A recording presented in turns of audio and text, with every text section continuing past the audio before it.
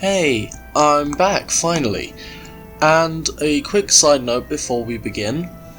I have realised that the image quality isn't very good and I can't do much about this, so I've decided to become more like a podcast and audio medium only, which means that I should be able to produce these at a higher rate and at a higher quality, so that should be good all round. This is part 3 of the spells videos, so if you want to watch the first two, the first one is on statistics on making spells and a very useful system for that. And the second video is on some basic ideas. This is the third video, and it starts, as usual, with a short story segment. "Whose blood is that?" asked the rotund merchant, adjusting his oversized feathered hat. "There is more this blade can hold, so don't ask any more questions, alright? Now, I need all the ink you have, and I will give you 600 gold. Any questions?" The merchant, beads of sweat on his brow, poured the contents of 4 crystal bottles into one large platinum flask. The customer laid his rapier to the side, wiping the blood off on the merchant's fine tapestries. With a smile, the customer slid a thin platinum bar over the merchant's mahogany desk. The merchant flinched as the rapier whistled towards him, but did not strike him. The rapier cleanly split the flask. Black, opalescent ink, pouring out, shifted, diverted, soaking into the blade. New power embossed into its runes. This is a video showing some interesting spells that I have thought up. The first spell is an interesting one. It has many ways to be modified. This spell is called Cap. When cast, one chosen creature can cast any spell of the same level or lower. It works a preventative counterspell, stopping a wizard in his steps. One other version of the spell stops the caster from casting as well. This means that it blocks more powerful spell potential. When cast, one creature and yourself can't cast any spells of a spell slot lower than twice the slot used to cast it. As an example, an 11th level wizard cast Cap at 3rd level on his party's cleric. The 11th level cleric makes a save and fails. Now neither of them can cast anything of 5th level or lower. The spell would be very useful to force a mage to cooperate, to force them to listen, to interrogate them even. The next spell is the Reflect spell. As its name suggests, when a spell is cast within 120 feet of you, you can cast this as a reaction and change the spell's point of origin, or target, or aim. To cast this, you must expend a slot of at least 2 levels higher than the spell cast at you. This spell seems rather weak, but it is in effect healing you back what damage the spell could have dealt to you, and then casting the same spell at them. It could be very powerful. The third interesting spell that I have concocted is called Overclock. This spell is a concentration spell that prevents you from taking healing. But when under the effect of the spell, you don't need to expend spell slots to cast spells under 6th level. Instead, you take damage equal to 2d10 plus 5 for each spell level under 4, and for each spell level over 3, you take 3d10 plus 5 psychic damage. This damage ignores resistances and vulnerabilities. As an example, a desperate cleric has cast this before and wants to cast Spiritual Weapon at 5th level. He takes 12d10 plus 25 damage, averaging at 91.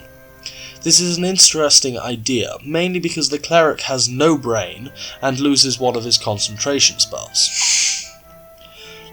It might not be practical for most, but imagine a paladin buffed by his allies into having hundreds of hit points, most of them temporary, charging into a horde of undead, smiting like Pelor's sun shall never rise in the morning.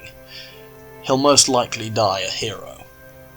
For the fourth, Hysterical Burst. This spell is based off of the unusual event of hysterical strength, the power given to, for example, a mother when their child is trapped under a car or a tree has fallen over on them. This spell is also inspired by some other specific spells, ones that are more powerful at low health. These were explained in the previous video. The spell reduces the caster's maximum hit points by an amount. This is like a basic damage spell, but it makes it stronger by about 1.5 times the strength. After this, the spell heals the caster by the amount reduced earlier. Any excess healing becomes temporary hit points. This spell has no effect at maximum hit points. Health is lost and then replaced, but at low health, nothing is lost and you heal. Is this not interesting? Now for the opposite, number 5. This is an idea. The idea that at top form you are at your strongest. One iteration of this is a spell that deals 1 point of damage for each spell slot you have remaining. Another iteration is that you deal 1 damage for every 7 hit points you have, or something like that. These spells are very hard to balance, but it is possible. For the fifth, Gnaw More. This is a fully constructed spell. It's a 2nd level enchantment spell. You imbue yourself with righteous light, and then when an unworthy creature touches you, the burning light flashes forth. Next time an unworthy creature touches you, you can cause them to make a dex save, or take radiant damage equal to your armor class, plus 1d6. If they succeed on the saving throw, they take half. Interesting spell, based on an unusual mechanic, and I think this could be very cool, especially if you have a high AC build, becomes very powerful. Number 7 is Burning Passion. Level 1 evocation, you speak a phrase so filled with passion that your target bursts into flame. You make a charisma skill check, either persuasion or intimidation, against their wisdom saving throw.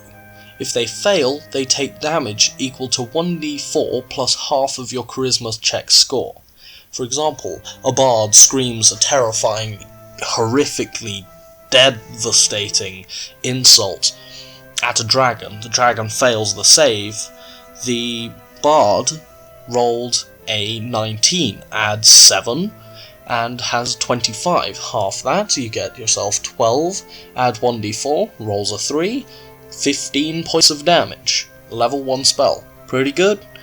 Raises its power level as you get higher and higher. It's a really interesting spell. And now for another interesting spell. Number 8. They just keep coming, don't they? This one I have written out completely as an example. It is Power of the Precipice. Level 3 Necromancy. You hurl all of your pain and misfortune into a raging beam of necrotic energy. The spell deals 1 damage. If you are exhausted, it deals an extra 1d10 per level of exhaustion you have. If you are under the effects of fear, it deals 1d8 extra necrotic damage. If you are completely disarmed, including focuses and components, you deal 3d10 extra damage.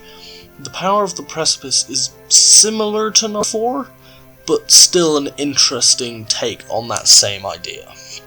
Number 9. It's an example of how to use all the things explained before. This is a spell that does just about everything. The Indiscriminate Cyclone Avatar. I believe the name to be edgy enough.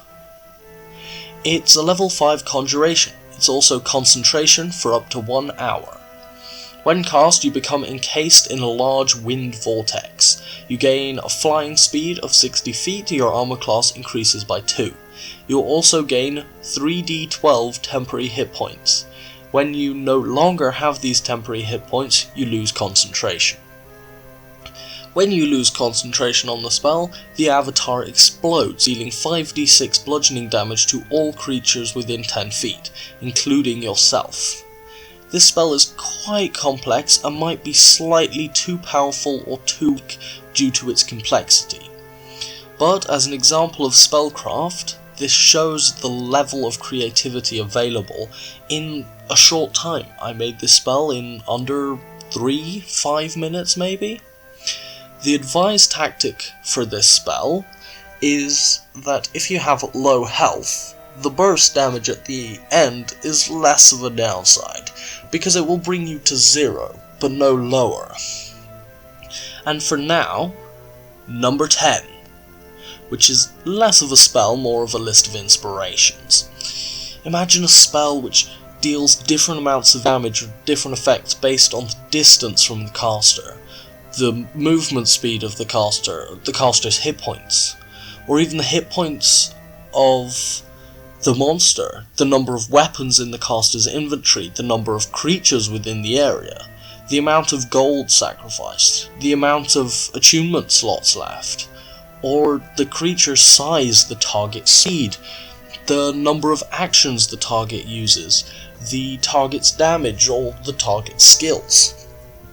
That's a lot to take in, so here's a completely constructed spell.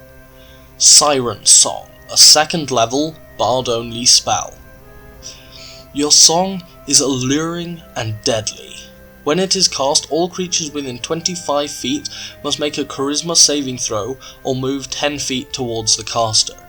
Then, every creature within 15 feet takes 1d8 psychic damage. If they're within 10 feet, they take an extra 1d8. And if they're within 5 feet, another 1d8. And now, you can see that this form of magic that I have created, it's wild, powerful, wonderful, and incredibly creative.